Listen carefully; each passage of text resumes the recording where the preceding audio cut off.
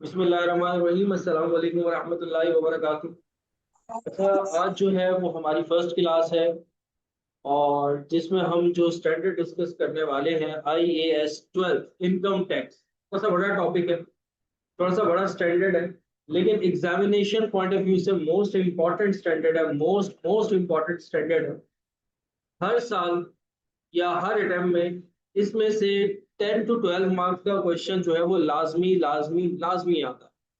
Handouts मैंने आप लोगों के साथ क्लास के अंदर सॉरी ग्रुप में शेयर कर दिए थे, जो भी व्हाट्सएप ग्रुप है आप लोगों का, तो मैंने आज ही हैंडआउट जो है वो आप लोगों के साथ शेयर कर दिए थे।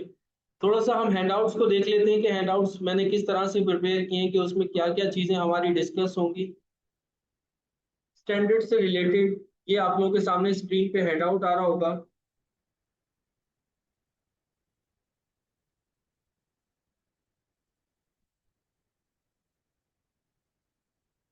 आपने IAS 16 से स्टार्ट किया है और आप अभी IAS 12 से करवा रहे हैं। जी बेटा, IAS 12 से स्टार्ट कर रहे हैं, IAS 12 से स्टार्ट कर रहे हैं। IAS 16 अगर किसी ने नहीं पढ़ा होगा तो वो भी आ जाएगा। ये ऐसा टॉपिक है जो पुराने स्टूडेंट्स ने भी नहीं पढ़ा हुआ और न्यू स्टूडेंट्स ने भी नहीं पढ़ा हुआ, तो ये मैं पढ़ा रहा था तो मैंने कहा कि सबको एक साथ पढ़ाऊँ तो ज्यादा अच्छा है। अच्छा, तो देख लो बेटा, नोट्स या हैंडआउट्स किस तरह के IAS 12 के। इसमें कुछ क्वेश्चंस हैं शुरू में जो मैंने दिए हैं, जिससे आपके कंसेप्ट क्लियर होंगे। इन क्वेश्चंस को करने के बाद आगे मैंने कुछ इसके अंदर एमसीक्यूज रखी हैं कैप से। ठीक है, मतलब कि अब आपको कैप पढ़ने की भी जरूरत नहीं है, आपको वो कैप की एमसीक्यूज भी यहाँ पर इसी हैंडआउट के अंदर मिल जाएगी। ठीक है, और वही एमसीक्यूज भी हम इंशाल्लाह ताला इस क्लास के अंदर ही डिस्कस करेंगे। तो एमसीक्यूज सॉल्यूशन भी यहीं पर ही क्लास के अंदर हो जाएगा।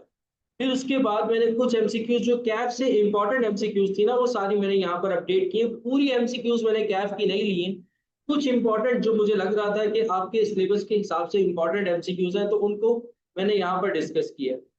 फिर उसके बाद अगर आप हैंडआउट में लास्ट में आओगे तो IAS 12 पास पेपर्स है।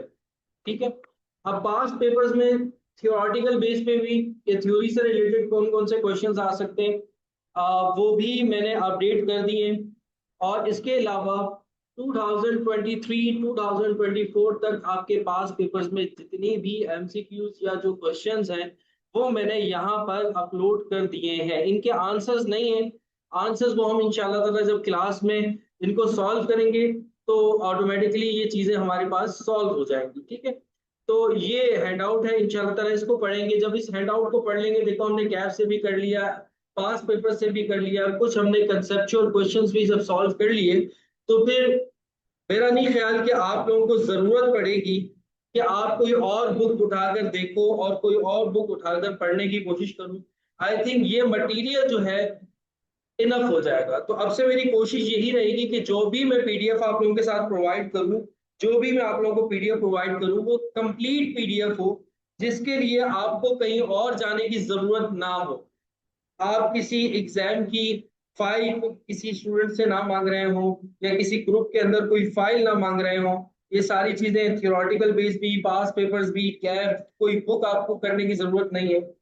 ईच एंड एवरीथिंग आपको यहाँ पर मिल जाएगा। हाँ, अगर किसी को ज्यादा शौक है पढ़ने का और वो चाहता है कि नहीं मैं पढ़ूं, कुछ बच्चे होते हैं जो कि वाकई नहीं इंटरेस्टेड होते हैं, वो कहते हैं कि नहीं बुक से भी पढ़ना है, तो फिर वो जाकर के बुक्स, मैं उनको रेफर करता हूँ कि यार तुम कैप भी पढ़ सकते हो, ACCA भी पढ़ सकते हो। तो अच्छी बुक्स हैं, आपके पेपर पैटर्न से और रिलेट करती हैं और आपके एग्जाम्स से जो है वो रिलेट कर रही है। बहरहाल ये हैंडआउट भी अगर आप कर लेते हो तो ये आई थिंक इनफ है, कंसेप्चुअली भी आपके इनफ है, और पेपर में जो चीजें आ रही होंगी वो आप इजीली अटेम्प्ट कर सकते हैं। अच्छा, तो अब हम चलते हैं अपने क्वेश्चन की तरफ। जो हमारा चैप्टर था जो हमने स्टार्ट करना था, IAS 12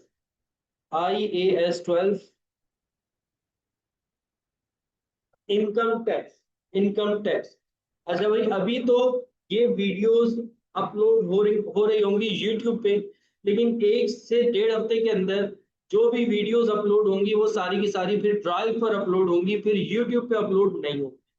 तो जो बच्चे रजिस्टर्ड नहीं हुए वो काइंडली रजिस्टर्ड हो जाइएगा, ताकि उनको ड्राइव पर ऐड कर दिया जाए, और अगर उनको रिकॉर्डेड लेक्चर्स भी लेने तो उनको रिकॉर्डेड लेक्चर्स भी ड्राइव पर मिल जाएंगे। और लाइव लेक्चर जो भी रिकॉर्ड होगा वो भी फिर ड्राइव पर होगा। अभी फिलहाल के लिए जो है वो यूट्यूब पे अपलोड। ठीक है, तो आइए 16 स्टार्ट करते हैं। एक अच्छा स्टैंडर्ड है, मजेदार स्टैंडर्ड है, पढ़कर आप लोगों को मजा आएगा।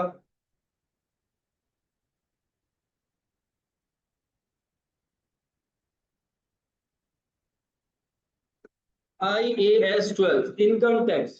देखो असल में होता ये है, ये स्टैंडर्ड बनाने की वजह क्या है।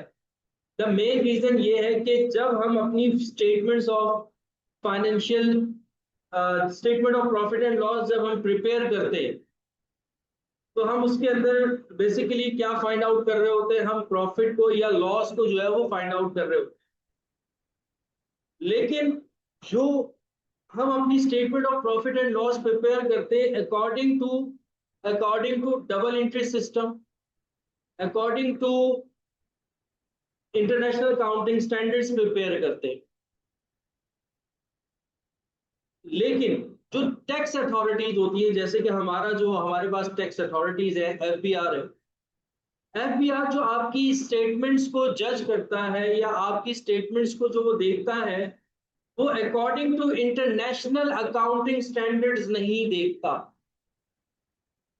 वो आपकी जो statement of profit and loss है वो देखता है कैश बेस अकाउंटिंग को। हम तो एक्रूअल बेस अकाउंटिंग करते हैं, जितनी भी अकाउंटिंग करते हैं एक्रूअल बेस अकाउंटिंग करते हैं।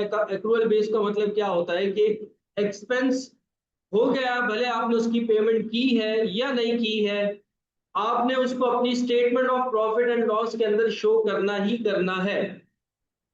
ऐसे ही जो रेवेन्यू आपने अर्न कर लिया, आइदर आपने उसको रिसीव किया है या नहीं किया, लेकिन आपने अर्न कर लिया है, तो आपने उसको अपनी statement of profit and loss के अंदर शो करना ही करना है।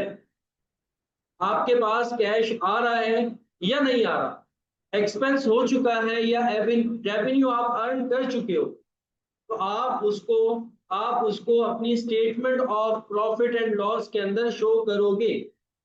ये है एक्रूअल बेस अकाउंटिंग, जो कि आज तक हम लोग पढ़ते हुए आए हैं बचपन से लेके अब तक।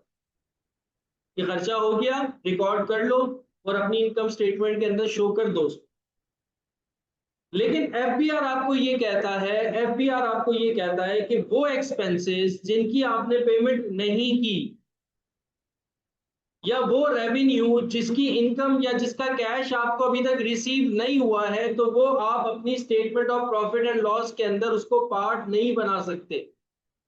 एफबीआर बेचारा जो है वो पूरा का पूरा, जो आपकी टैक्स अथॉरिटीज है, वो सारी की सारी किस पे चल रही होती है, कैश बेस अकाउंटिंग पे चल रही होती है कि कितना माल आया कितना माल गया। आपकी बैंक स्टेटमेंट को देखा जा रहा होता है कि बैंक में कितना पैसा गिर रहा है या बैंक में से कितना पैसा जा रहा है। ये सारी चीजें जो है वो देखी जा रही होती हैं और उसके हिसाब से एफबीआर जो है वो कहता है कि टैक्स कैलकुलेट होगा। तो यहाँ पर बहुत ज्यादा डिस्क्रिपेंसीज आ जाती है, बहुत ज्यादा चीजें जो है वो मिसहैंडल होना शुरू हो जाती है। तो ऐसी सिचुएशन में ये स्टैंडर्ड हमारे पास IAS 12 बनाया गया है कि वो मसले मसाइल जो आपके और एफबीआर के दरमियान हो रहे हैं उनको आप ठीक कर सको, उनको आप ठीक कर सको। तो उसके लिए स्टैंडर्ड जो है वो बनाया गया, IAS 12 इनकम टैक्स।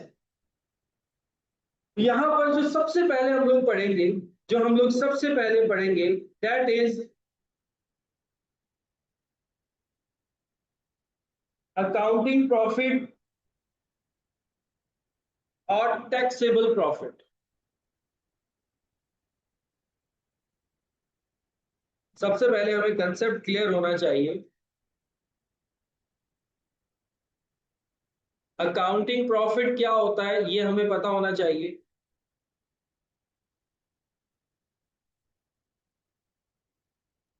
और दूसरा,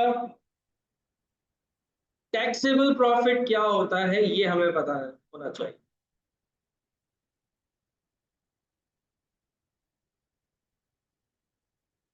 अब सुन लो जरा, सारे बच्चे फोकस कीजिएगा। अकाउंटिंग प्रॉफिट वो होता है जो हम निकालते हैं, जो हम अपनी statement of profit and loss के अंदर निकाल रहे होते हैं, जिसको हम नेट इनकम भी कहते हैं या प्रॉफिट भी कहते हैं, नेट प्रॉफिट भी कहते हैं। ये वो प्रॉफिट है जो हम अपनी statement of profit and loss के अंदर शो करते हैं, इसको हम कहते हैं अकाउंटिंग प्रॉफिट। लेकिन हमें यहां पर जो प्रॉफिट निकालना होता है उसको हम कहते हैं टैक्सेबल प्रॉफिट। अब टैक्सेबल प्रॉफिट क्या है? टैक्सेबल वो प्रॉफिट है जो एफबीआर आपसे चाहता है, जो एफबीआर आपसे चाहता है या जो टैक्स अथॉरिटीज आपसे चाहती हैं कि ये आपका प्रॉफिट होना चाहिए।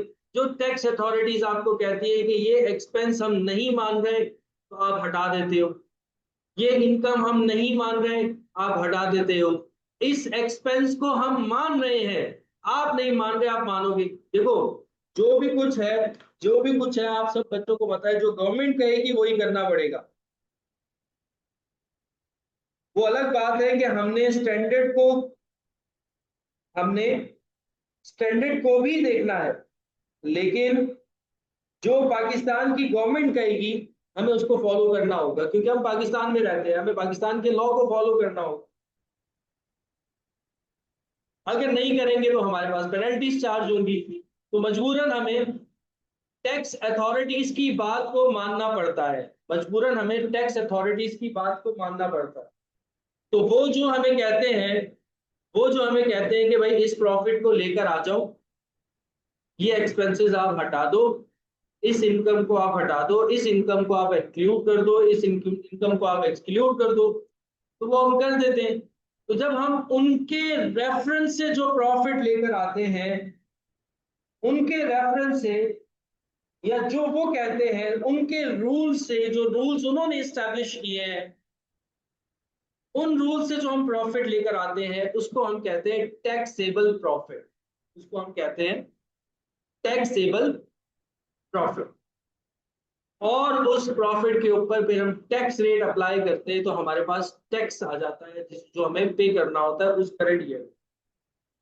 बात समझ में आ रही है कि दो चीजें जिनका कंसेप्ट हमें क्लियर होना चाहिए। पहला क्या है? अकाउंटिंग प्रॉफिट वो प्रॉफिट जो कि हम खुद फाइंड आउट करते हैं, जो हमारी statement of profit and loss के अंदर शो हो रहा होता है। और दूसरा क्या होता है? Taxable profit. टैक्सेबल प्रॉफिट बेटा वो प्रॉफिट होता है जो एफबीआर आपसे चाह रहा होता है कि ये प्रॉफिट बताओ। जब आप अपने पास अपने अपने साथ statement of profit and loss लेकर जाते हो एफबीआर के सामने, तो एफबीआर वो देखता है, उसके अंदर जो एक्सपेंसेस होते हैं वो देखता है, वो देख के बताता है कि इस एक्सपेंस को हटा दो, इस एक्सपेंस को ले जाओ, इस इनकम को हटा दो, इस इनकम को ले जाओ। तो जो वो कहता है आपको, फिर आप उसके हिसाब से अपनी statement of profit and loss को बनाते हो, और जो आपका प्रॉफिट निकलता है उस प्रॉफिट को आप कहते हो टैक्सेबल प्रॉफिट, जिसके ऊपर टैक्स रेट अप्लाई होता है, जिसकी वजह से आपके ऊपर टैक्स लायबिलिटी निकलती है। यहां तक सबको बात क्लियर हो गई? कोई क्वेश्चन यहां तक?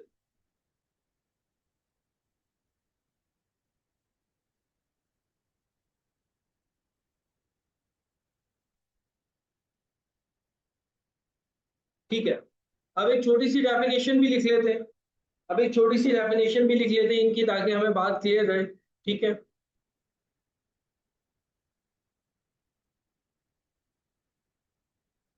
अकाउंटिंग प्रॉफिट क्या है? Accounting profit is the profit और loss for the period before deducting the tax expenses.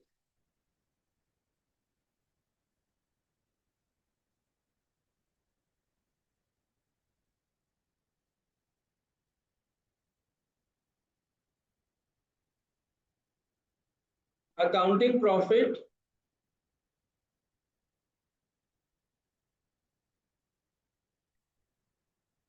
Is a profit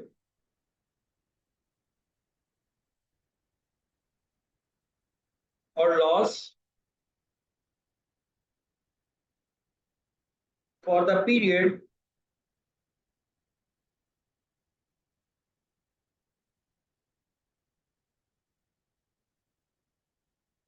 before deducting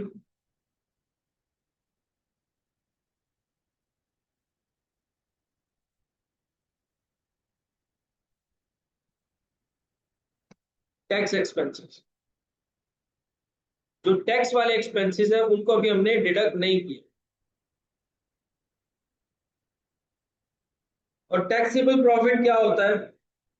is the profit और loss for the period determined in accordance with the rules established by the taxation authorities. Is the profit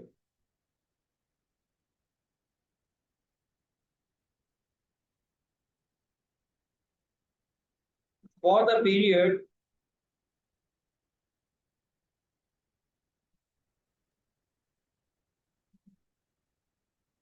determined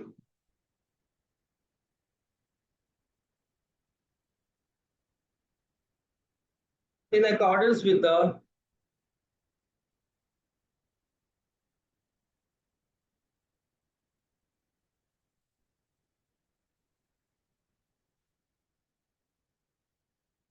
rules established by the taxation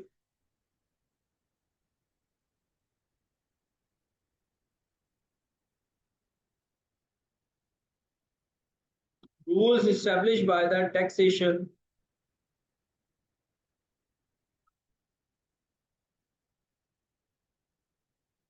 rules established by the taxation authorities। एक minute बैठ।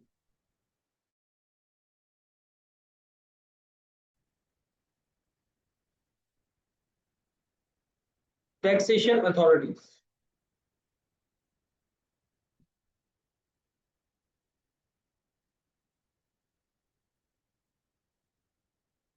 अच्छा, अब इनके दरमियान क्या होता है, difference होता है। जैसे मैंने बताया कि अकाउंटिंग प्रॉफिट में कुछ एक्सपेंसेस ऐसे जो आप लेके जा रहे होते हैं जिनको वो नहीं मानता, और टैक्सेबल प्रॉफिट जो है वो, उसके दरमियान जो डिफरेंस होता है वो किस वजह से होता है, वो क्या रीजंस होती हैं जिसकी वजह से टैक्स अथॉरिटीज और आपके दरमियान डिफरेंस आ रहा होता है। ज्यादातर ज्यादातर जो डिफरेंसेस होते हैं वो मैं आपको बता दूं। डिफरेंसेस कौन कौन से होते हैं? जो मेजर डिफरेंस होते हैं जिसकी वजह से मसला आता है, मेजर जो डिफरेंस होते हैं,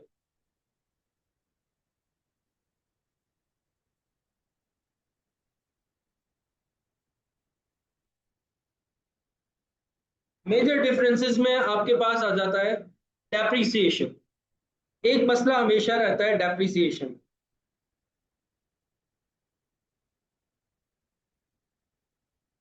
टैक्स अथॉरिटीज डेप्रिसिएशन को कंसिडर करती हैं, लेकिन उनका एक अपना अलग रेट होता है डेप्रिसिएशन का। आप अपना मेथड यूज कर रहे हो तो आप स्ट्रेट लाइन मेथड यूज कर रहे हो, तो आप डिमिनिशिंग बैलेंस मेथड यूज कर रहे हो, तो आप सब बच्चों ने पढ़ा होगा डेप्रिसिएशन। उम्मीद करता हूँ तमाम बच्चों ने अब तक डेप्रिसिएशन पढ़ा होगा। डेप्रिसिएशन नॉर्मल सी एक चीज है, आप लोग सब बच्चों ने पढ़ा। नहीं पढ़ा होगा तो हम IAS 16 के अंदर पढ़ेंगे।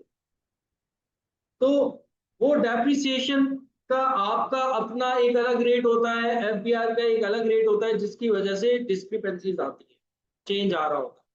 तो उसको आपने एडजस्ट करना होता है, अपना डेप्रिसिएशन हटाकर जो टैक्स अथॉरिटीज का डेप्रिसिएशन होता है वो ऐड करना होता है, वो लेकर जाना। ऐसे ही कुछ प्रोविजंस होते हैं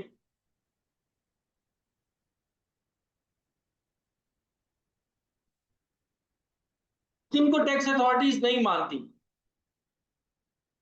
जैसे कि प्रोविजन फॉर वारंटी हो गया, प्रोविजन फॉर वारंटी हो गया, इसको टैक्स अथॉरिटीज नहीं मानती। प्रोविजन फॉर वारंटी का मतलब क्या है कि कुछ ऐसी कंपनीज जो कि काम कर रही हैं अपने प्रोडक्ट पर, और जब वो प्रोडक्ट सेल करती हैं तो प्रोडक्ट की वारंटी भी दे रही होती है, 1 साल की, 2 साल की। आपने देखा होगा, आपने हायर का AC जो है वो आपने बाय किया, उसकी 1 साल की वारंटी है।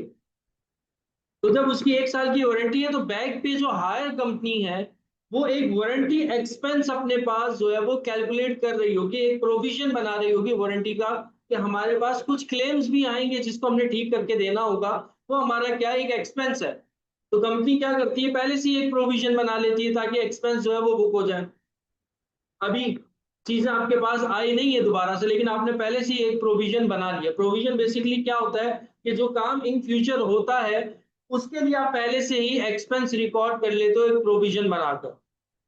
तो वो एक प्रोविजन जिसको टैक्स अथॉरिटीज नहीं मानती, कि आपने, आपके पास कुछ क्लेम आ गए, आप बोलते हो नहीं आए, तो आप एक्सपेंस कैसे रिकॉर्ड कर सकते? जब तक क्लेम नहीं आएंगे आपके पास, तब तक आप एक्सपेंस रिकॉर्ड नहीं कर सकते। तो जो क्लेम आए हैं जस्ट आप उनको लेके जाओगे अपने एक्सपेंस में। जो क्लेम नहीं आए, जिनके जस्ट आपने प्रोविजन बना करके रखा हुआ है, तो उसको आप एक्सपेंस में नहीं लेके जा सकते। तो प्रोविजन की वजह से डिफरेंसेस आते हैं। इसके अलावा और किन किन चीजों पे डिफरेंसेस आ सकते हैं जो नॉर्मली आते हैं? रिसर्च कॉस्ट के ऊपर जो है वो डिफरेंसेस आ सकते हैं।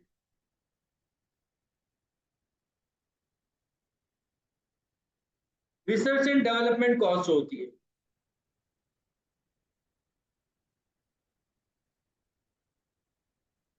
अब ये कौन सी कॉस्ट होती है? देखो बेटा, जब आप कोई प्रोडक्ट बना रहे होते हो, तो उस प्रोडक्ट को जब मार्केट में लॉन्च करने लगते हो, तो उससे पहले कुछ ना कुछ एक रिसर्च होती है, कुछ डेवलपमेंट फेज होता है, कुछ रिसर्च फेज होता है। तो उसमें से कुछ हिस्सा हम कैपिटलाइज करते हैं, अपने एसेट की कॉस्ट में शामिल करते हैं, और कुछ इस हिस्सा जो है वो हम एक्सपेंस आउट करते हैं। जैसे अगर मैं कोई सॉफ्टवेयर जो है वो अपने पास इंट्रोड्यूस करने जा रहा हूँ, मेरी एक सॉफ्टवेयर बेस्ड कंपनी है और मैं सॉफ्टवेयर बनाता हूँ, और वो सॉफ्टवेयर जो है वो मार्केट में कोई मैं लॉन्च करने जा रहा हूँ, लेकिन उससे पहले मैंने कुछ रिसर्च की होगी, कुछ डेवलपमेंट की होगी। जैसे चैट जीपीटी है, डीप सीक है, आप लोग बहुत इस्तेमाल करते होगे, तमाम बच्चे इस्तेमाल करते हैं, चैट जीपीटी को भी इस्तेमाल करते हैं, और इसके अलावा जो है वो डीप सीक को भी इस्तेमाल करते होंगे, और भी बहुत सारे हमारे पास टूल्स हैं। तो ये जब मार्केट में लॉन्च हुए, उससे पहले इनकी क्या हुई? एक रिसर्च हुई है, एक डेवलपमेंट हुई। वो एक फेज होता है जिसमें आपको उस प्रोडक्ट के ऊपर कॉस्ट लगानी पड़ती है ताकि आपका प्रोडक्ट कंप्लीट हो सके। वो कहलाता है रिसर्च फेज या डेवलपमेंट फेज। अब रिसर्च फेज और डेवलपमेंट फेज के अंदर कुछ ऐसी कॉस्ट होती है जिसको आप एक्सपेंस लेके जाते हो, और कुछ ऐसी कॉस्ट होती है जिसको आप अपने एसेट की कॉस्ट का पार्ट बनाते हो। लेकिन एफबीआर आपको ये कहता है कि रिसर्च एंड डेवलपमेंट की फेज की जितनी भी कॉस्ट है वो सारा आपका एक्सपेंस है। लेकिन आप उसमें से कुछ एसिड का पार्ट भी बना रहे हो, तो आप एसिड एक्सपेंस शो नहीं कर रहे हो। तो लेकिन एफबीआर आपको कहता है नहीं, ये रिसर्च एंड डेवलपमेंट वाला फेज है, तो इसको आपने एक्सपेंस ही शो करना है, इसको आपने एसिड का पार्ट नहीं बना। कारण वो भी आपके एक स्टैंडर्ड है। IAS 38 जब हम पढ़ेंगे तो उसमें डिटेल में ये सारी चीजें डिस्कस करेंगे। इसके अलावा क्या क्या डिफरेंसेस आ सकते हैं? इसके अलावा क्या क्या डिफरेंसेस आ सकते हैं? जैसे कि फाइन्स हो गए, पेनल्टीज हो गई।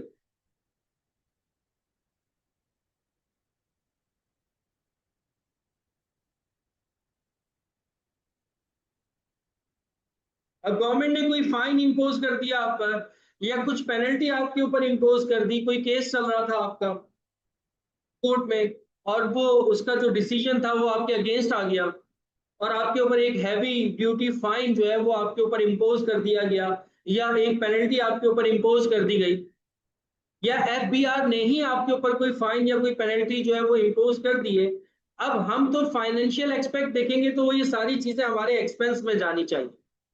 लेकिन एफबीआर आपको ये कहता है कि ये आपका एक्सपेंस नहीं है, फाइन या पेनल्टीज आपका एक्सपेंस नहीं है, तो इसको आप अपना एक्सपेंस नहीं दिखा सकते। तो अगर आपने अपनी कोई statement of profit and loss के अंदर कोई फाइन या पेनल्टीज आपने शो किए हुए, तो उनको आप निकालते हो वापस, उनको आप अपने statement of profit and loss के अंदर शो नहीं कर सकते। तो ये कुछ डिफरेंसेस थे जो मैंने आपको बताए। रिसर्च एंड डेवलपमेंट कॉस्ट है, फाइन एंड पेनल्टीज है। इसके अलावा भी बहुत सारे हैं, जब हम क्वेश्चंस करेंगे तो ऑटोमेटिकली हमें अंदाजा हो जाएगा। जैसे कि प्रीपेड हो गया। प्रीपेड आप लोगों ने पढ़ा होगा कि ऐसा एक्सपेंस जो अभी हुआ नहीं है, पेमेंट हमने पहले से कर दी, तो उसको हम अपनी statement of profit and loss के अंदर एक्सपेंस शो नहीं करते, हम उसको अपनी बैलेंस शीट के अंदर शो करते हैं प्रीपेड के नाम से, एसेट के नाम से। लेकिन एफबीआर कहता है कि जब आपने पेमेंट कर दी है, कैश आपके पास से चला गया है, तब आप इसको अपने पास एक्सपेंस को शो करोगे। ऐसी अर्नड इनकम हो गई, कैसी इनकम जो मुझे, जैसे आप लोगों ने फीसेस जो है वो मुझे ट्रांसफर कर दी है, लेकिन अभी तक मैंने आप लोगों को पढ़ाया तो नहीं है, तो वो इनकम मेरे लिए अभी क्या है? अर्नड है। जब तक आप लोगों को मैं पढ़ा नहीं लेता, जब तक मैं आप लोगों को कंप्लीट कोर्स पढ़ा नहीं देता, तब तक के लिए वो इनकम मेरे लिए क्या है? अर्नड है। मैं अपने पास इनकम में शो नहीं कर सकता क्योंकि अभी तक मैंने वो कमाई नहीं है। लेकिन एफबीआर कहता है जब आपको मिल गई तो ये आपकी इनकम है। तो ये मेजर डिफरेंसेस होते हैं जिसकी वजह से कॉन्फ्लिक्ट आ रहा होता है आपके प्रॉफिट में और एफबीआर के प्रॉफिट में। तो इनको आपने क्या करना होता है? ठीक करना होता है। सबसे पहला काम हमने यही करना है। हमने यही करना है कि हमने टैक्सेबल प्रॉफिट जो है वो निकालना सीखना है। टैक्सेबल प्रॉफिट जो है वो हमने निकालना सीखना है। अब टैक्सेबल प्रॉफिट कैसे आता है वो जरा देख लो।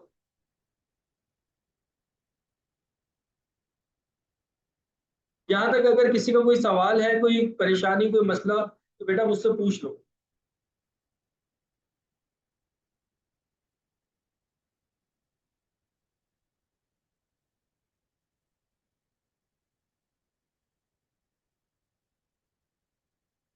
यहां तक कोई मसला है तो पूछ लो। सबको बात क्लियर है?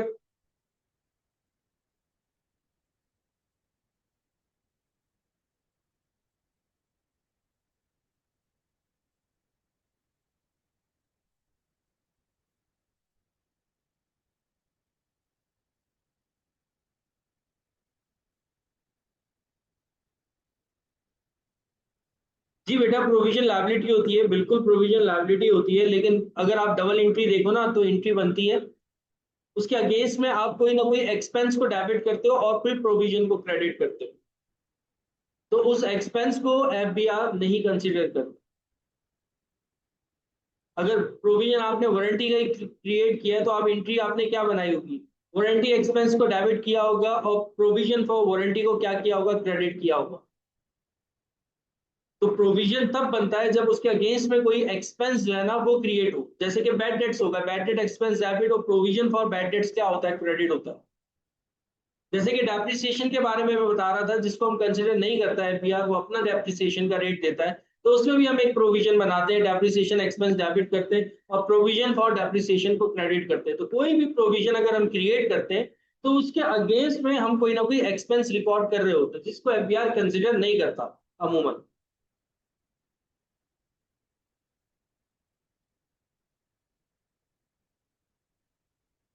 ठीक है जी, अब आगे चले।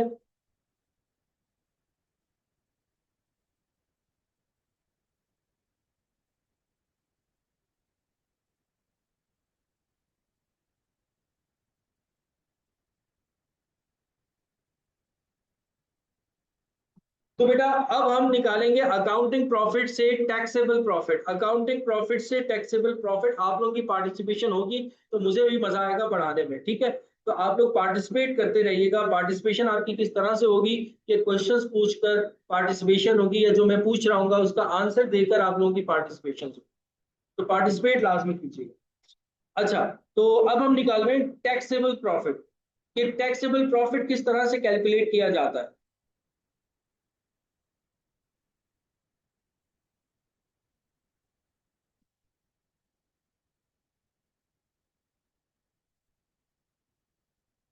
अब टैक्सेबल प्रॉफिट जो है बेटा, हर वो एक्सपेंस, एक बात याद रखिएगा, हर वो एक्सपेंस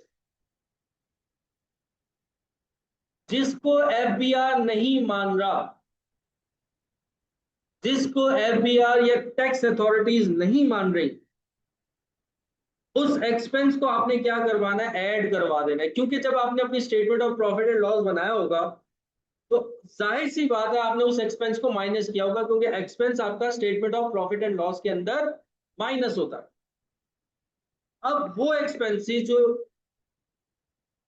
इनएडमिसिबल है, वो एक्सपेंसेस जो इनएडमिसिबल है, यानी कि जिनको टैक्स अथॉरिटीज कंसिडर नहीं कर रही, तो उन सारे एक्सपेंसेस को आप वापस क्या करवाओगे? ऐड करवाओगे। स्टार्ट आप कहां से लोगे? स्टार्ट आप लोगे अकाउंटिंग प्रॉफिट्स।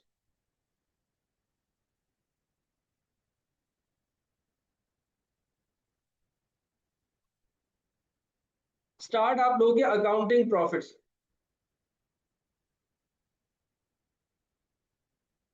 अकाउंटिंग प्रॉफिट के बाद जितने भी एक्सपेंसेस जो इनएडमिसिबल है, जितने भी एक्सपेंसेस जो इनएडमिसिबल है, उनको आपने क्या करवा लेना है? ऐड करवा लेना।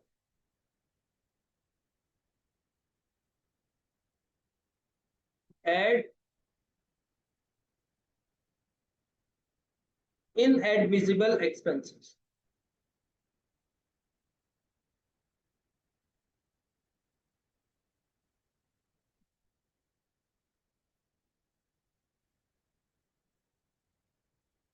उनको आपने ऐड करवा। अब इन एडमिसिबल एक्सपेंसेस कौन से सर? एक्रूअल एक्सपेंसेस हो गए जिनकी हमने पेमेंट नहीं की हुई, उनको एफबीआर कंसीडर ही नहीं करता क्योंकि आपने पेमेंट नहीं की हुई। तो एक्रूअल एक्सपेंसेस जितने भी हैं वो आप क्या कर पाओगे? ऐड कर पाओगे। डेप्रिसिएशन एक्सपेंस हो गया, अकाउंटिंग डेप्रिसिएशन जिसे हम कहते हैं, आपका अपना जो डेप्रिसिएशन है उसको भी आपने क्या करवाना है? ऐड करवाना है। इसके अलावा पेनल्टीज और फाइन, जैसा कि मैंने ऊपर भी आप लोगों को बताया कि इसको भी आप क्या करवाओगे? ऐड करवाओगे, क्योंकि इसको एफबीआर नहीं मानते।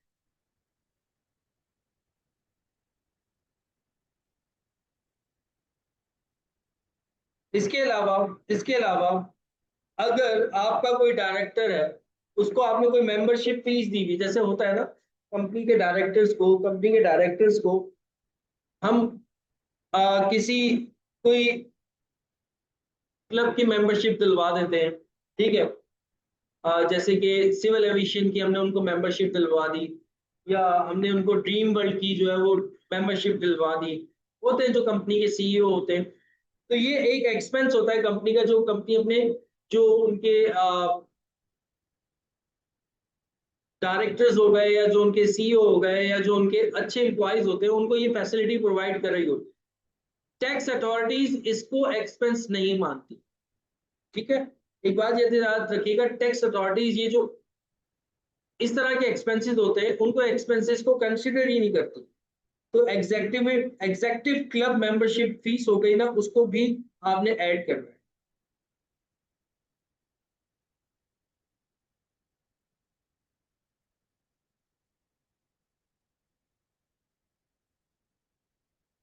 Club membership fees.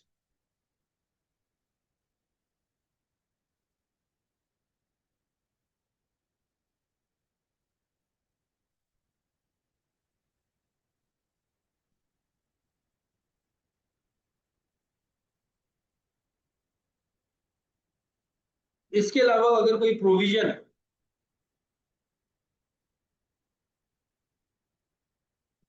इसको भी टैक्स अथॉरिटीज कंसिडर नहीं करते।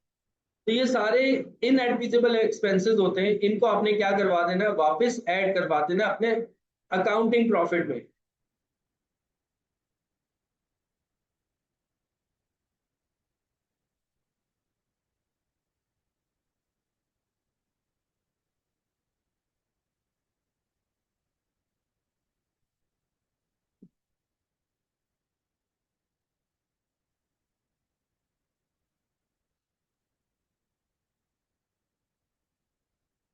और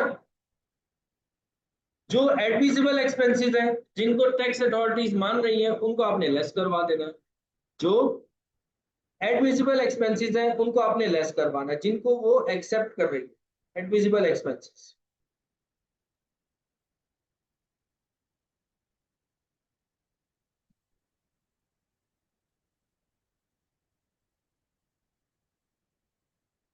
उनको आपने क्या करना है? लेस कर देना। अब उनमें कौन कौन से एक्सपेंसेस आते हैं? उनमें भाई आपके पास आते हैं कैपिटल अलाउंस हो गया। कैपिटल अलाउंस, कैपिटल अलाउंस कहते हैं बेटा जो टैक्स डेप्रिसिएशन होता है। जैसे हमारा जो अपना अकाउंटिंग डेप्रिसिएशन है, जो कि कंसीडर नहीं कर रही, लेकिन वो अपना एक डेप्रिसिएशन आपको बता रही है कि जिसको आपने लेके जाना है, उसको हम कहते हैं कैपिटल अलाउंस,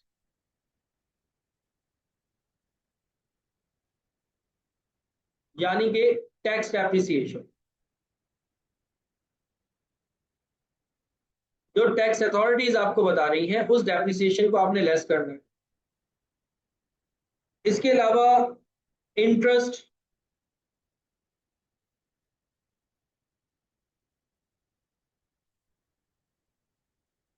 इंटरेस्ट अगर आपने कोई पे कर दिया है, वारंटी अगर आपने कोई पे कर दी है,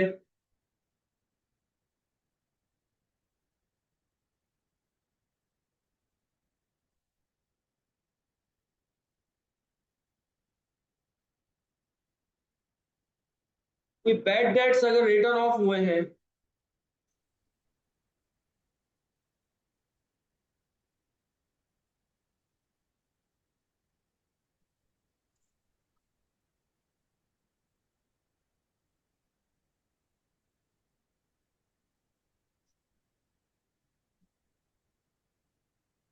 कोई इनिशियल अलाउंस आपको अगर मिल रहा है,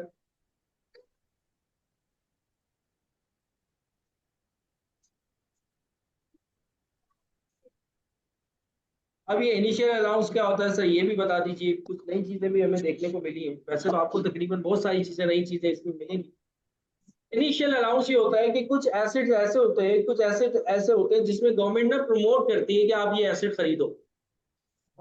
अगर आप ये एसेट खरीदोगे ना, गवर्नमेंट क्या करती है कि आप इसको चाहो तो 50% से डेप्रिसिएशन शो कर दो इसका। जैसे मैं आपको बताऊं, एक एसिड है, उसकी मालियत है 1 लाख रुपए। एक एसिड है, उसकी मालियत है 1 लाख रुपए। अगर 1 लाख उसकी मालियत है, मैं सपोज करो 10% पे उसको डेप्रिशिएट कर रहा हूं on the basis of straight line method. तो ईयरली बेसिस पे मैं उसका जो डेप्रिसिएशन रिकॉर्ड करूंगा 10,000 से करूंगा। लेकिन गवर्नमेंट ने उस एसेट पर आपको एक इनिशियल अलाउंस दे दिया कि आप इसको चाहो तो 10% की जगह 50% से पहले साल में डेप्रिसिएशन इसका शो कर सकते हो। तो अगर 50% से मैं टैक्स अथॉरिटीज पे चलता हूं तो इसका डेप्रिसिएशन कितना आएगा, 50,000 आ जाएगा। इसका डेप्रिसिएशन कितना आ जाएगा, 50,000 आ जाएगा। तो ये कहलाता है इनिशियल अलाउंस। एक तो होता है कैपिटल अलाउंस जो कि नॉर्मल आपको डेप्रिसिएशन देता है एफबीआर के, इसको ये चार्ज करता है। लेकिन कुछ एसेट्स के ऊपर आपको, एसेट के ऊपर आपको एफबीआर छूट भी दे देता है कि यार ये एसेट आपको बाय करना है, और अगर इसको बाय कर लेते तो आपको हम 50% जो है वो डेप्रिसिएशन अलाउ कर देंगे, आप उसको 50% से डेप्रिसिएशन दिखा दो। जब आप 50% से आप डेप्रिसिएशन दिखाओगे ना, तो उससे ये होगा कि एक्सपेंस ज्यादा शो होगा। जब एक्सपेंस ज्यादा शो होगा तो प्रॉफिट आपका कम होगा। जब प्रॉफिट आपका कम होगा तो आपको टैक्स भी कम पे करना पड़ेगा। तो ये कहलाते हैं आपके इनिशियल अलाउंसेस। तो अगर कोई इनिशियल अलाउंस आपको गिवन है तो आप वो भी लेस करोगे। तो जब आप वो एक्सपेंसेस जो इनएडमिसिबल है, जिनको टैक्स अथॉरिटीज नहीं मान रही, उनको ऐड करोगे, और वो एक्सपेंसेस जो एडमिसिबल है, जिनको टैक्स अथॉरिटीज कह रही हैं आपको बेटा अपना अपना माइक बंद कर दें, जो बच्चे अगर अपना माइक ओपन करके बैठे हुए हैं वो अपना माइक जो है ना वो बंद कर दें। जिया असलम, आप अपना माइक जो है वो बंद कर दें।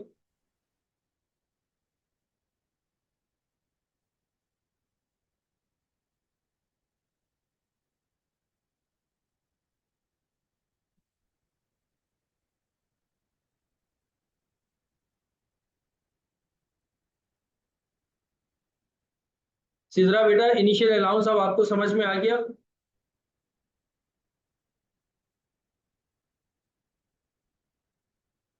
नहीं आया सब? देखो बेटा, इनिशियल अलाउंस ऐसा अलाउंस होता है जो टैक्स अथॉरिटीज आपको कहती है कि आप चाहो तो इसको ज्यादा डेप्रिशिएट कर लो शुरू के सालों में, पहले साल में इसका डेप्रिसिएशन ज्यादा दिखा, तो वो कहलाता है इनिशियल अलाउंस, जो कि पहले साल में आपको उसका डेप्रिसिएशन ज्यादा दिखा दिया। जैसे मैंने आपको एग्जांपल दी, एक एसेट था जिसकी कॉस्ट थी 1 लाख, हम उसका डेप्रिसिएशन 10,000 से दिखा रहे थे, लेकिन टैक्स अथॉरिटीज ने आपको इनिशियल अलाउंस दे दिया कि इसको 50% पे आप क्या करो, डेप्रिशिएट करो। तो 50% यानी कि अब जो आप टैक्स अथॉरिटीज जो आपको कह रही है कि 50,000 से डेप्रिसिएशन शो करो, वो इनिशियल अलाउंस आपको दे दिया उसने। अब इससे होगा क्या फायदा कि जब ये एक्सपेंस शो होगा तो उससे आपका प्रॉफिट कम होगा। तो जब प्रॉफिट कम होगा तो जब टैक्स रेट अप्लाई होगा तो आपको टैक्स भी कम देना पड़ेगा। तो इनिशियल अलाउंसेस ऐसे होते हैं जो एसेट के ऊपर लगते हैं, और एफबीआर आपको अलाउ कर देता है कि आप इसमें इनिशियल बेसिस पे ज्यादा डेप्रिसिएशन दिखा सकते हो। वो ज्यादा डेप्रिसिएशन का रेट आपको वो बताता है, 50%, 60%, 70% से दिखा, तो वो कहलाता है इनिशियल अलाउंस। बात समझ में आ गई?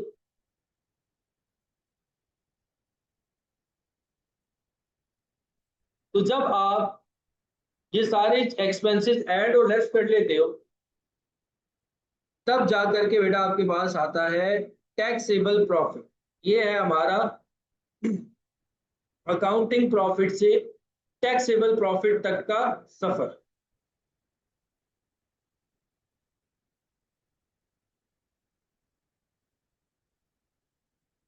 अच्छा सर, आपने यहाँ पे बात ही सिर्फ एक्सपेंसेस की है, किसी इनकम की तो बात ही नहीं की आपने। आपने जो भी कुछ लिखवाया है वो सारा का सारा एक्सपेंसेस पे लिखवाया है। इन एडमिजिबल एक्सपेंसेस, एडमिजिबल एक्सपेंसेस, तो सर इनकम कहाँ गई? इनकम का बेटा इसका रिवर्स रूल हो जाता है।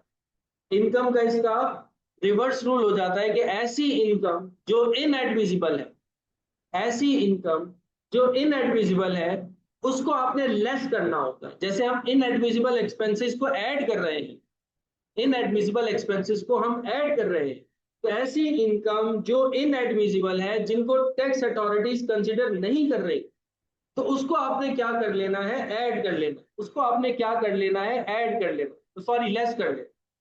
तो इनकम के रूल में मैं यहाँ पे लिख भी देता हूं कि अगर कोई इनएडमिजिबल इनकम है,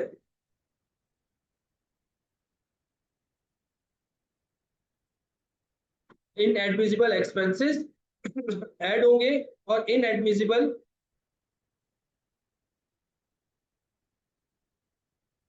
इनकम क्या हो जाएगी?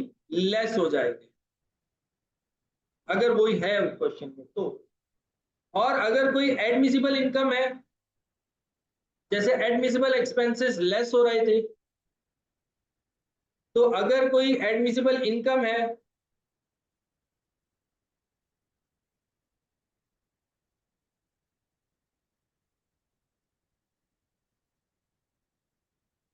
उसको आपने क्या कर लेना है? ऐड कर लेना है।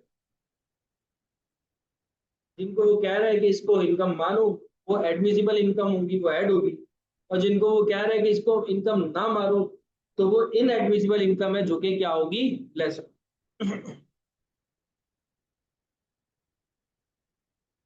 तो आपके पास क्या आ जाएगा? Taxable profit. क्या आ जाएगा? Taxable profit. यहां तक सबको बात क्लियर हो गई?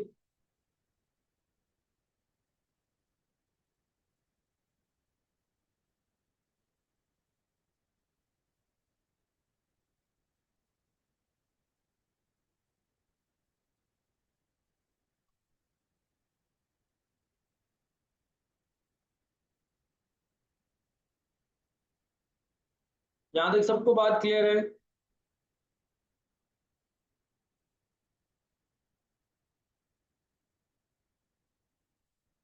अच्छा, रॉयल्टी जो होती है ना, जो आपकी, वो डिपेंड करता है कि आप किसको पे कर रहे हो।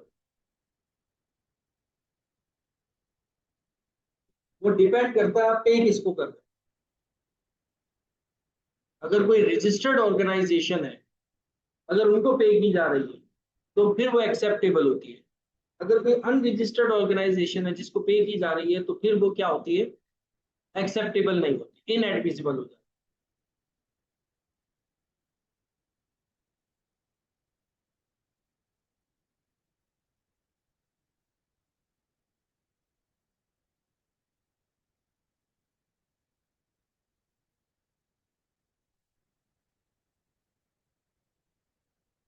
और कोई सवाल यहाँ तक किसी का?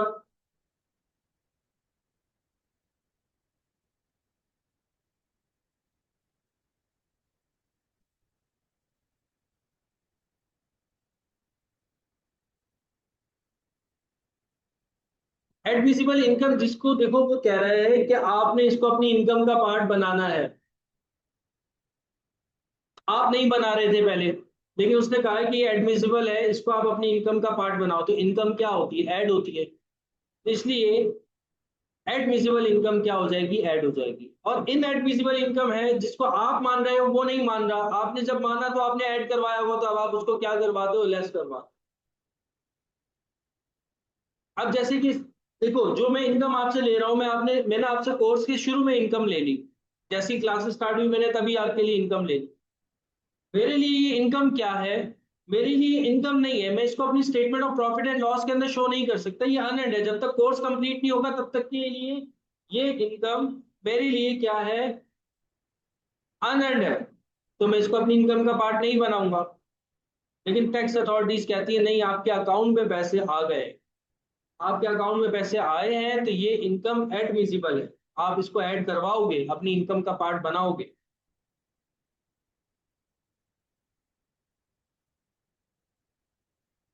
ठीक है। अच्छा बेटा, अब एग्जैक्ट मैं 7 से 8 मिनट का ब्रेक दे रहा हूँ आप लोगों को, नमाज का टाइम है असर का, वो निकल जाएगा अदरवाइज। अगर हमने फिर 7 से 8 मिनट के बाद हम दोबारा से जो है वो स्टार्ट करते हैं। 7 से 8 मिनट का ब्रेक दे रहा हूँ आप लोगों को, और उसमें आप जल्दी से आप लोग भी नमाज पढ़ लीजिए और मैं भी नमाज।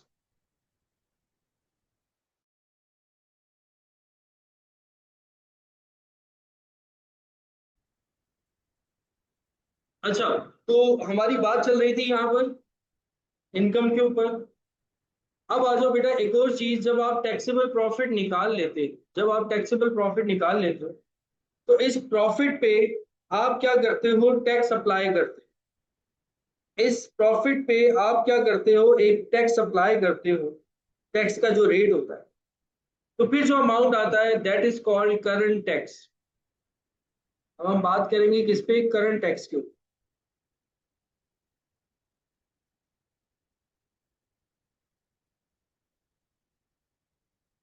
जिसको हम अपनी statement of profit and loss के अंदर लेके जा रहे होते हैं। टैक्सेबल प्रॉफिट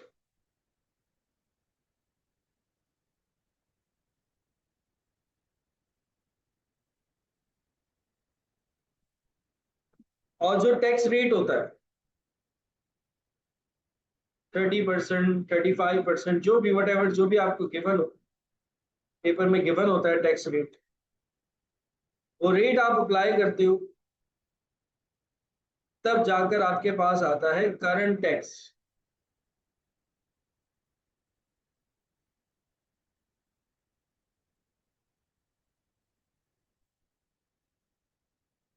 और करंट टैक्स आपके पास आ जाता है, और फिर जब आप करंट टैक्स आ जाए तो आप उसकी एंट्री बनाते हो। इसकी जर्नल एंट्री क्या बनती है?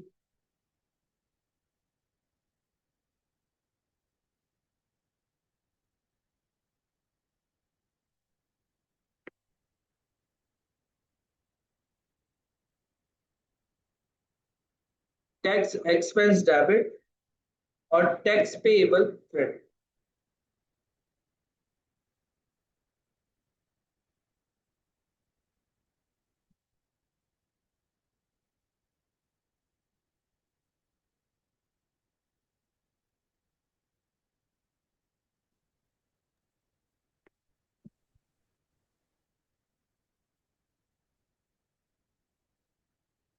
और करंट टैक्स की अगर डेफिनेशन लिखना चाहो, एग्जामिनर पूछ भी लेता है।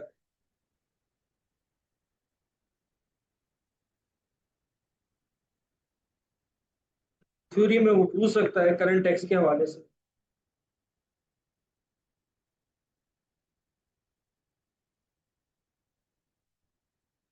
Is the amount of income tax payable in respect of the taxable profit।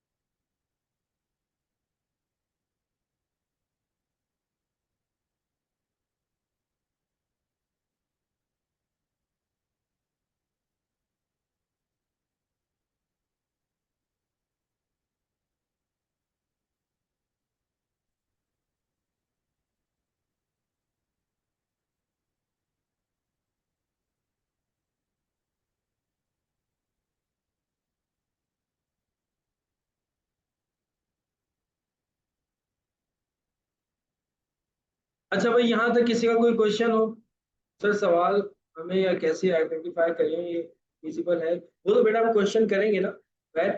तो हमें खुद ब खुद समझ में आ जाएंगी चीजें कि कौन कौन से हमारे एक्सपेंसेस जो है वो टैक्सेबल होते हैं और कौन कौन से एक्सपेंसेस टैक्सेबल नहीं होते।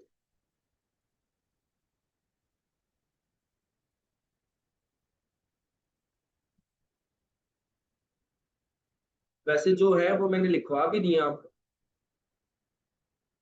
लेकिन वो चीजें सारी हमें क्वेश्चन पढ़ के आइडिया हो।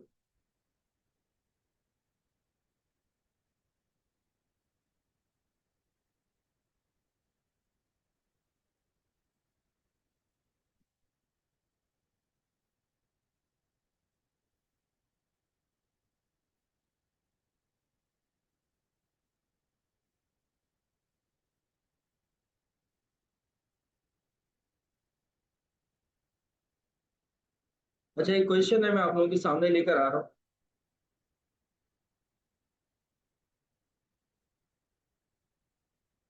उसको सॉल्व करने की हम कोशिश करते हैं।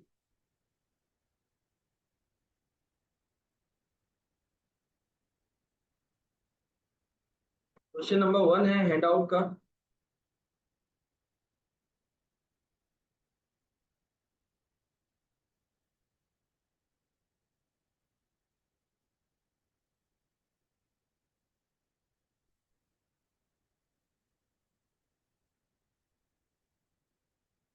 नहीं देखें, ये उसी टाइम रिकॉर्ड होता है, पहले रिकॉर्ड नहीं किया होता, ये उसी टाइम रिकॉर्ड।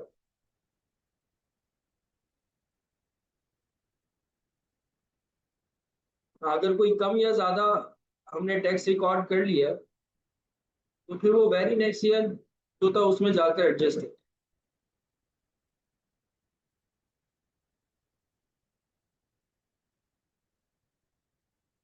क्वेश्चन आप लोगों के सामने है, क्वेश्चन को मैं रीड करने जा रहा हूँ। क्वेश्चन में आपको बता रहे हैं कि Jalum Traders had a accounting profit of 7,89,000 for the year ended 31st December 2017. The following information is relevant. अच्छा जी, सबसे पहले इन्होंने आपको दे दिया अकाउंटिंग प्रॉफिट, ठीक है। अकाउंटिंग प्रॉफिट इन्होंने सबसे पहले आपको दे दिया। क्वेश्चन नंबर 1 का सोल्यूशन है।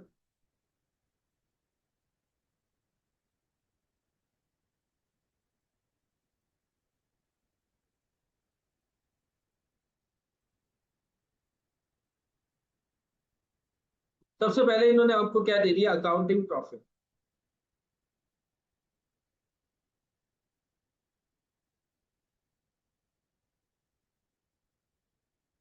और अकाउंटिंग प्रॉफिट दे दिया 7,89,000।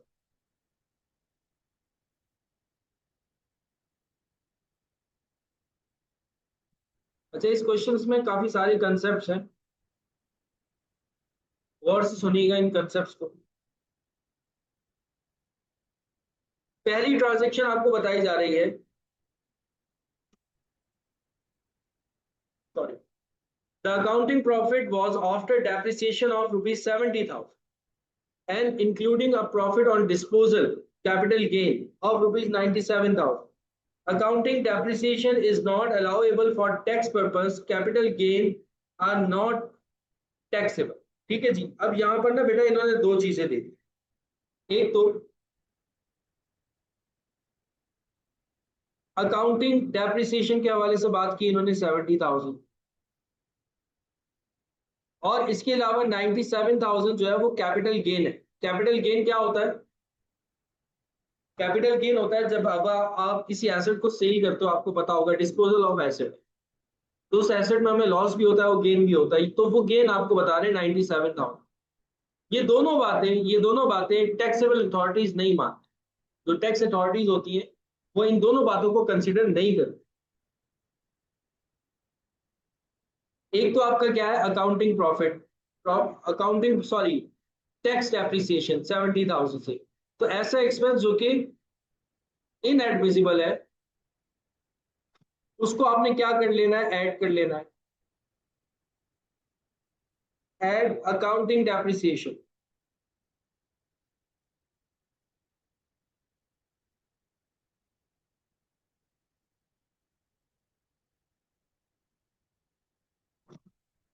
जो कि कितना है, 70,000। और जो कैपिटल गेन है बेसिकली आपकी क्या है, इनकम है। ये भी क्या है, इनएडमिसिबल है। और इनकम में रूल क्या हो जाता है, रिवर्स हो जाता है, यानी कि इस इनकम को आप क्या करोगे, लेस करोगे। गेन ऑन डिस्पोजल में लिख रहा हूं ताकि और अच्छे से याद हो जाए। Gain on disposal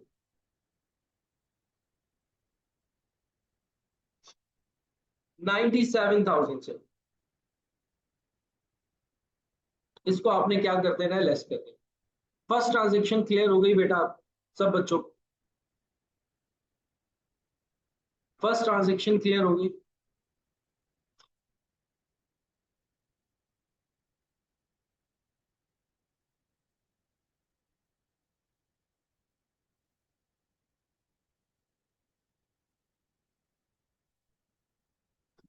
first transaction clear है बेटा?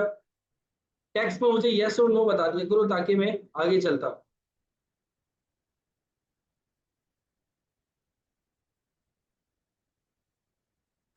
डेप्रिसिएशन ऐड क्यों हुआ? क्योंकि क्या है, इनएडमिसिबल है। मैंने आपको कहा था ना कि अकाउंटिंग डेप्रिसिएशन होगा, उसको टैक्स अथॉरिटीज कंसीडर नहीं करती, जैसे ऊपर मैंने लिखवाया भी था।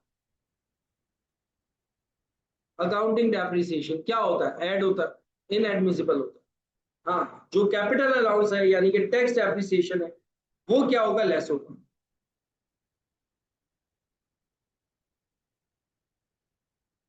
तो अब यहां पर आपको बता रहे हैं सेकंड ट्रांजेक्शन में, at 1st January 2017, the tax written down value of machinery was 1,20,000 and for building was 6 lakh.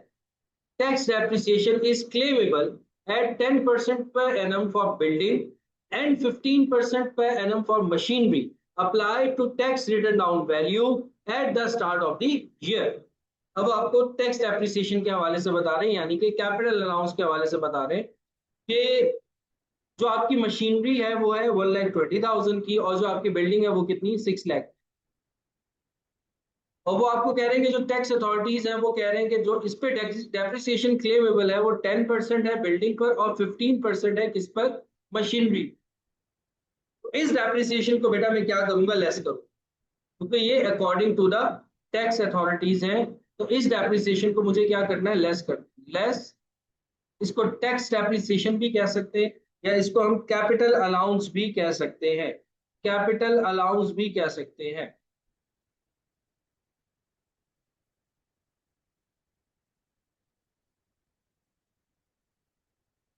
Building जो है वो 1,20,000 की है।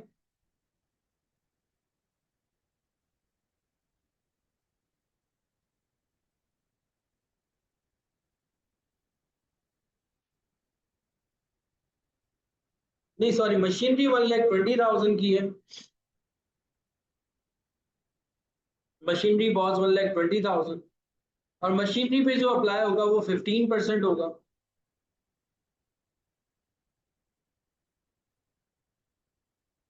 प्लस बिल्डिंग जो है वो आपकी 6 लाख की है और उस पे जो अप्लाई होगा वो 10% होगा।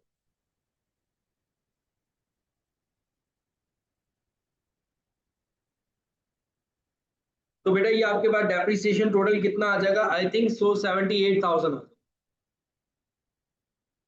जिसको हमने क्या करना है, माइनस कर। ये वाली ट्रांजेक्शन क्लियर हो गई? ये क्योंकि ये टैक्स डेप्रिसिएशन है, टैक्स डेप्रिसिएशन है, तो इसको हम क्या करेंगे, माइनस करेंगे, जो अकाउंटिंग डेप्रिसिएशन है वो ऐड हो जाएगा।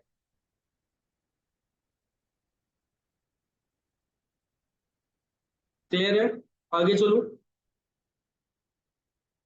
अच्छा जी, अब नेक्स्ट आ रहा है हमारे पास, JT had incurred borrowing cost of rupees 70,000 in the year of which rupees 10,000 had been capitalized in accordance with IAS 23। अच्छा बेटा ये एक्सटेंडेड है, IAS 23 बोरोइंग कॉस्ट से रिलेटेड है। ये एक्सटेंडेड है जो कि बोरोइंग कॉस्ट से रिलेटेड है। ये स्टैंडर्ड, आप बोरोइंग कॉस्ट क्या होती है, बोरोइंग कॉस्ट होती है जब अगर आप कोई लोन लेते हो ना, अगर आप कहीं से कर्जा लेते हो, लोन लेते हो, बोरो करते हो, तो उसके ऊपर आपको इंटरेस्ट पे करना होता है। That is called borrowing cost. अगर मैं लोन ले रहा हूं 1 मिलियन का और मुझे पे करना है 1 मिलियन पर, सपोज कर लो 2 लाख रुपए मुझे पे करना है, तो 2 लाख मेरी क्या है, बोरोइंग कॉस्ट। अब ये जो बोरोइंग कॉस्ट है ना, इसका ट्रीटमेंट आपको IAS 23 बताता है, यानी कि आपने इसका ट्रीटमेंट क्या करना है, कि इसका इंटरेस्ट एक्सपेंस आपने अपने प्रॉफिट एंड लॉस अकाउंट के अंदर लेकर जाना है, या फिर इसका इंटरेस्ट एक्सपेंस आपने जिसके लिए, जिस एसेट के लिए आपने लोन बोरो किया है, उस एसेट की कॉस्ट में शामिल करना है। ये पूरा डिटेल में, ये स्टैंडर्ड जब हम लोग पढ़ेंगे तो वहां पर हमें पता लगेगा। अभी के लिए थोड़ा मोटा मोटा समझ लो, अभी के लिए थोड़ा मोटा मोटा समझ लो, ताकि ये वाली ट्रांजेक्शन आपको क्लियर हो जाए। वैसे तो हम ये स्टैंडर्ड डिटेल में पढ़ेंगे, और एग्जामिनेशन पॉइंट ऑफ व्यू से भी बोरोइंग कॉस्ट वाला स्टैंडर्ड जो है ना वो मोस्ट इंपॉर्टेंट है। अभी थोड़ा मोटा मोटा समझ लो। बोरोइंग कॉस्ट किसे कहते हैं? बोरोइंग कॉस्ट कहते हैं कि जब हम अगर कोई लोन लेते हैं किसी एसेट की कंस्ट्रक्शन के लिए, जैसे मैं बिल्डिंग बना रहा हूं तो मैंने लोन ले लिया, तो मैंने एक एसेट की कंस्ट्रक्शन के लिए लोन लिया है। अब वो लोन मुझे बैंक को अदा करना है। मुझे सिर्फ लोन अदा नहीं करना, बल्कि मुझे साथ साथ उसका मार्कअप या इंटरेस्ट भी अदा करना है। अब उस मार्कअप या इंटरेस्ट जो मैं लोन पर पे करूंगा,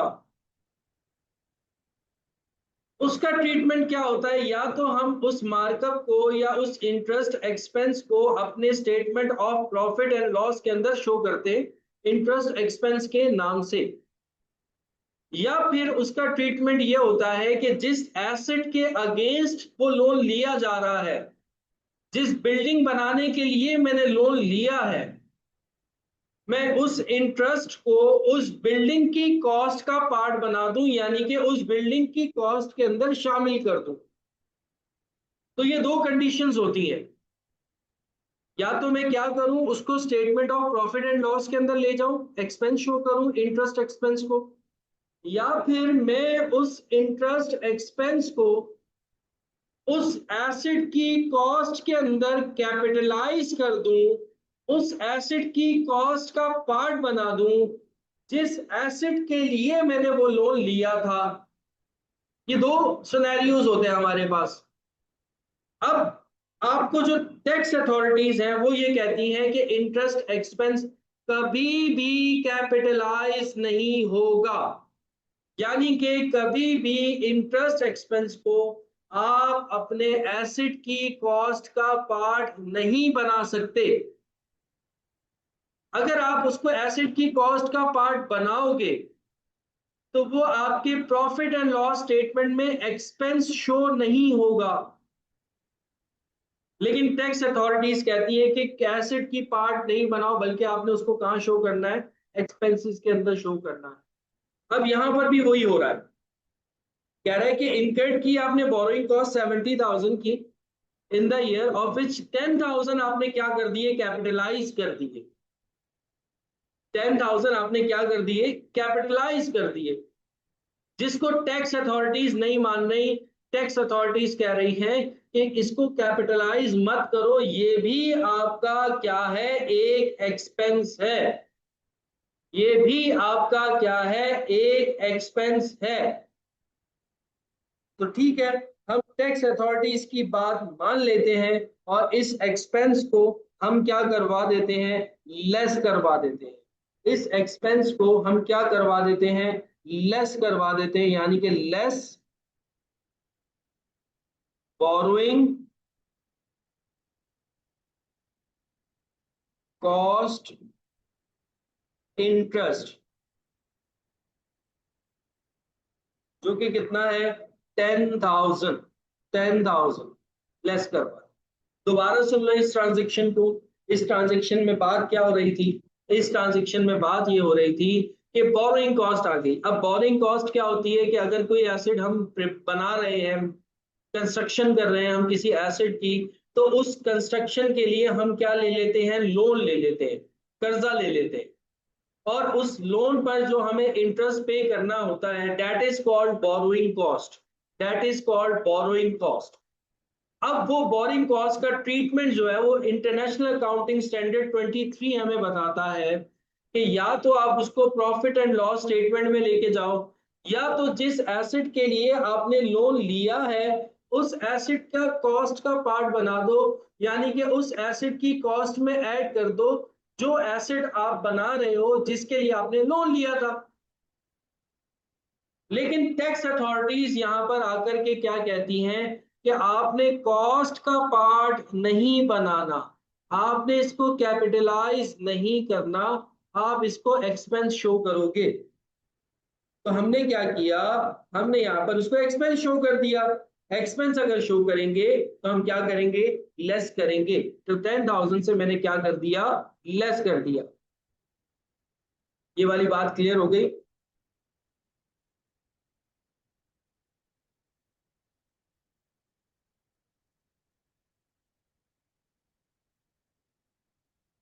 ये वाली बात क्लियर हो गई।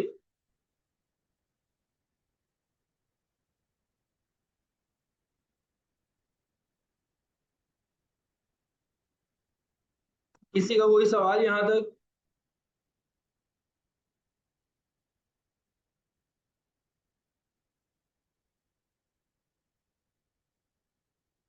ठीक है। अच्छा, अब आगे आ जाओ। नेक्स्ट है हमारे पास transaction. JT had paid fine of rupees 1,25,000 due to non-compliances with the requirement of Companies Act 2017। अच्छा, अब इसके ऊपर फाइन लग गया 1,25,000 का। और फाइन के बारे में मैंने आपको पहले ही बता दिया था शुरू में, ये फाइन हो गया या पेनल्टी हो गई। इसको आपने क्या करना है, पेनल्टीज एंड फाइन को आपने ऐड कर लेना है। पेनल्टीज एंड फाइन को आपने क्या कर लेना है, ऐड कर लेना है। तो अभी मैं वही काम करूंगा, पेनल्टीज और फाइन को मैं क्या कर दूंगा, ऐड कर दूंगा। ऐड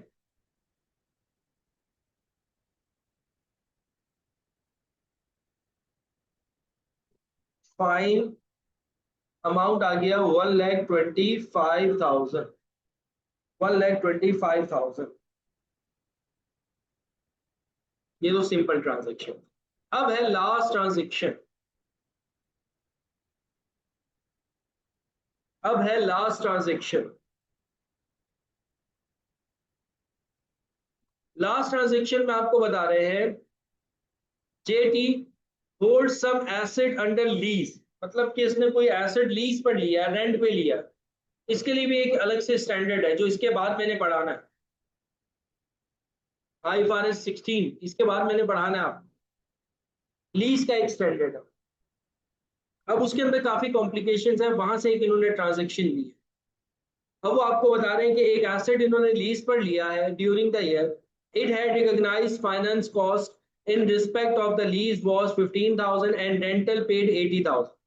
फाइनेंस कॉस्ट यानी कि इंटरेस्ट पे कर रहे हैं उसके ऊपर 15,000 से, और रेंट एक्सपेंस पे कर रहे हैं कितने से, 80,000 से। Depreciation on right of use asset is include, इसको अभी छोड़ देना। इसमें मतलब समझ लो कि इसमें कोई बात, ये वाली बात अभी छोड़ दो, राइट ऑफ यूज वाली बात, क्योंकि वो स्टैंडर्ड आपने नहीं पढ़ा, नहीं समझ में आई। बहरहाल ट्रांजेक्शन में वो कह रहे हैं कि फाइनेंस कॉस्ट उनको बेयर करना पड़ रही है 15,000 से, और रेंट ये पे कर रहे हैं कितना, 80,000 से, और टोटल ओवरऑल कितना पे कर रहे हैं, 95,000। टोटल ओवरऑल कितना पे कर रहे हैं, 95,000। रेंट एक्सपेंस 80,000 से, और फाइनेंस कॉस्ट कितना है, 15,000। देखो, during the year it had recognised finance cost in respect of the lease was 15,000 and rent paid were 80,000। Rent इन्होंने पे किया है 80,000 से। फाइनेंस कॉस्ट आई है, लेकिन फाइनेंस कॉस्ट के हवाले से इन्होंने नहीं बताया कि इन्होंने पे नहीं किया है यहाँ। देखो, इंटरेस्ट कॉस्ट जो भी होगी ना, इंटरेस्ट कॉस्ट जो भी होगी, वो आपको याद होगा कि मैंने आपको बताया था, इंटरेस्ट कॉस्ट जब तक इंटरेस्ट पे नहीं होगा तब तक हम इसको लेस नहीं कर सकते। जब तक इंटरेस्ट पे नहीं होगा इसको हम लेस नहीं कर सकते, जब तक इंटरेस्ट पे नहीं हो। तो ये इंटरेस्ट आ रहा है कितने से, 15,000 से। तो इसको तो हम लेस नहीं कर सकते, इसको हम वापस क्या करवाएंगे, ऐड करवाएंगे, क्योंकि इंटरेस्ट आ गया होगा, हमने इसको एक्सपेंस शो किया होगा। तो ऐड करेंगे इंटरेस्ट एक्सपेंस।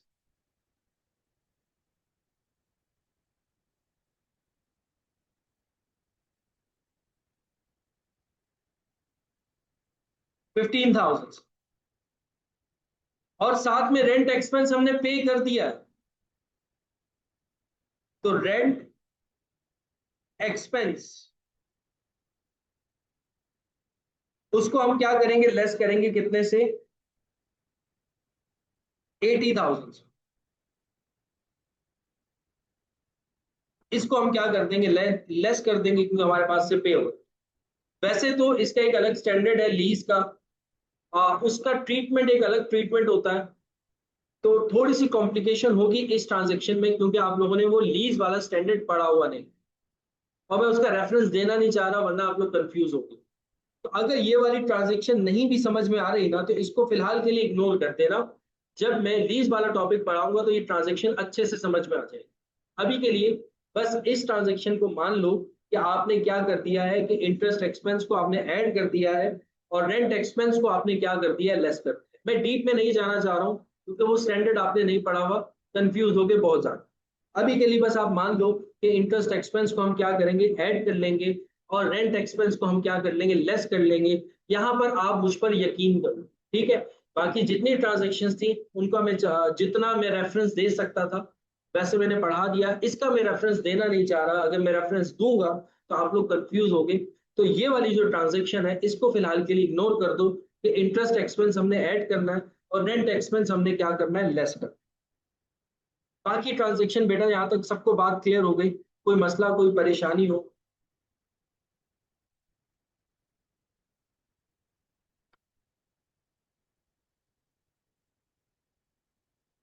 गैस बहुत बड़ा न्यूमेरिकल है, आधा घंटा लग गया इसको। मैं फौरन के फौरन हाथ के हाथ आज रात तक रिकॉर्डिंग अपलोड हो जाएगी, ठीक है। तो कोई अगर कोई चीज आपकी मिस हो गई है नेट की वजह से तो वो आप रिकॉर्डिंग में देख लें। लास्ट वाले में जो प्रॉब्लम आई है ना, लास्ट वाले में जो प्रॉब्लम आई है उसके मैंने कहा कि उस वाली ट्रांजेक्शन को फिलहाल के लिए यकीन कर लो कि इंटरेस्ट एक्सपेंस को हमने क्या करना है, ऐड करना है, और जो रेंट एक्सपेंस है उसको हमने क्या कर लेना है, लेस कर लेना। उसकी डिटेल में मैं नहीं जाना चाह रहा हूँ।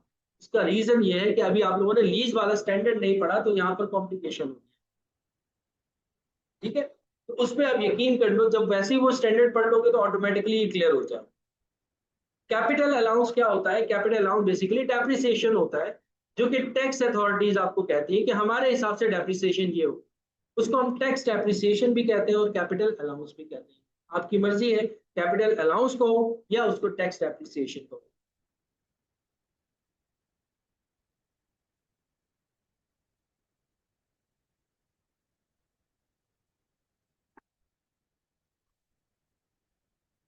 अच्छा, कुछ बच्चे बता रहे हैं 7,34,000।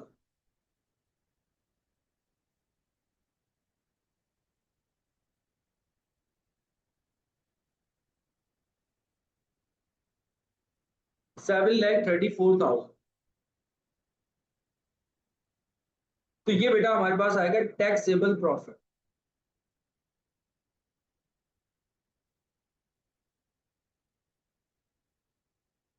7,34,000 और टैक्स रेट भी इन्होंने हमें दिया हुआ है,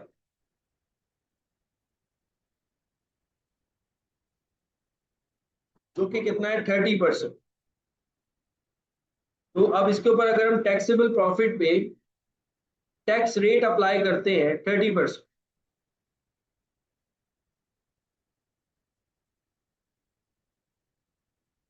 तो जब टैक्स रेट अप्लाई करते हैं तो करंट टैक्स आ जाता है।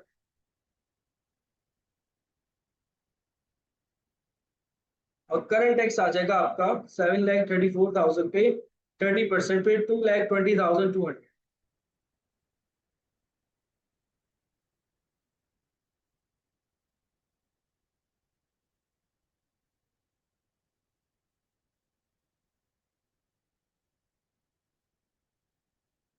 क्लियर है यहाँ तक सबको?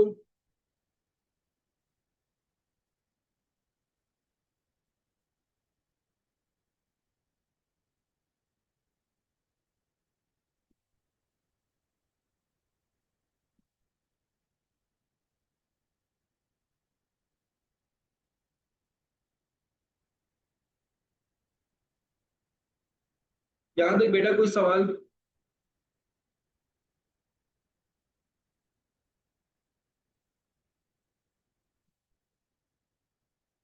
नहीं, रेक्टिफाई एंट्री नहीं होती है, बस ऐड और लेस करते हैं हम जिस तरीके से हमने अभी किया। प्रैक्टिकल लाइफ में भी इसी तरीके से होगा, एक्सेल पे कर रहे हो।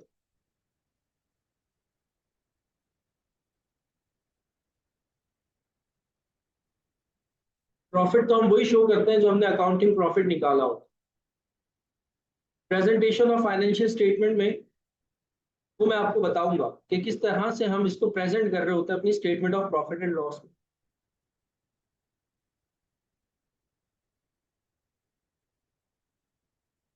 कुछ चीजें इसके अंदर, नो डाउट ये वाला स्टैंडर्ड जो है, ये जो मैंने स्टार्ट किया है, ये स्टैंडर्ड आप समझ लो कि आपके पूरे के पूरे सिलेबस का सबसे मुश्किल टॉपिक जो मैंने स्टार्ट किया।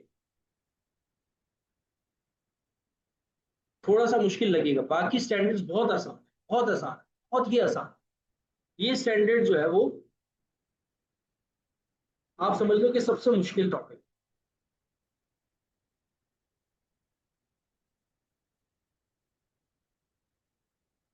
मैं पीडीएफ इसका शेयर कर दूंगा बेटा, ग्रुप में कॉपी करना है तो कर लो, वैसे मैं शेयर कर दूँ। बच्चों को सबसे ज्यादा मुश्किल यही स्टैंडर्ड लगता है, तो मैंने स्टार्ट ही इसी वजह से इससे किया, ताकि आप लोगों के पास बहुत सारा टाइम मिल जाए पेपर में। इसकी जितनी ज्यादा चाहो प्रैक्टिस कर लो, क्योंकि पेपर में बहुत ज्यादा आ रहा होता है। 10 से 12 नंबर का सवाल इसमें से आता है, एमसीक्यू भी आते हैं और एमटीक्यू भी आते हैं, दोनों चीजें आती हैं। इंपॉर्टेंट क्वेश्चन है ये। और किसी का कोई सवाल?